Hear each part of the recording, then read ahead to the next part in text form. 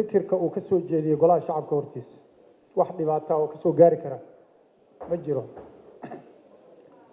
sidaa la socotaan 5 maalin ka hor meeshaan waxaan ka soo jeediyey oon kaga hadlay dhibaato ka dhacday magaalada muqdisho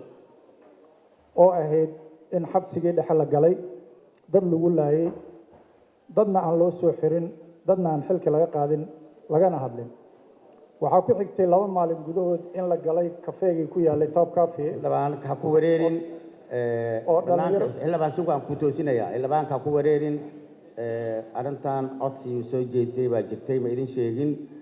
darada dhibaato la soo gudboonaday qodob ajintaha ka bedelana cabasha meesha ku gudbiyayna buu yiri ajintii ma waxa ka hadlay dhibaato si ku dhacday waa saa u la socdaa bas okay gabayso walaalkay waxaa jirtay in la galay Top Cafe oo dhalinyaro banooni fiirsanaysay iska damaashaadaysay la galay dad lagu laayay lagu dhibaateeyay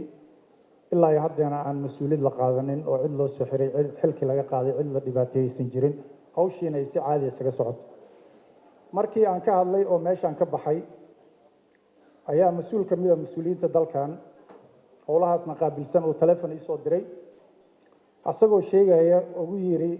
al-shabaab miyaa tahay maxaa uga hadashaa dadkan dhimashadooda iyo dhaawacooda iyo dhibka jira waxaan ku yiri al-shabaab ma ahi laakiin waxaan u danqanayaa dadkayga mas'uuliyadda iga saaran waana matalaadii la ii soo doortay inaan ka hadlo arrintaas waxaa ku xigtay hadalkii ku xigay inuu ahaa maanta kadib haddaa ka hadasho madaxan kaa toogana waa ogahay inuu sii toogan karin tabarteedana uusan lahayn laakiin hadalkaas waa ka dhacay waana yimid marka waxaan rabaa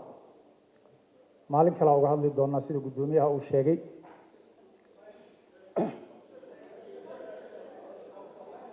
ما وكذا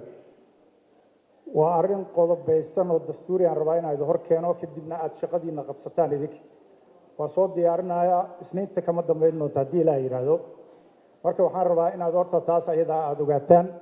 ووردحين هذا كورنا الله بقول استواتن يشن حبنات أو برلمان كمذا ويكون صوت دري وصاب كأد وذاكتان كله تاسع وضحايا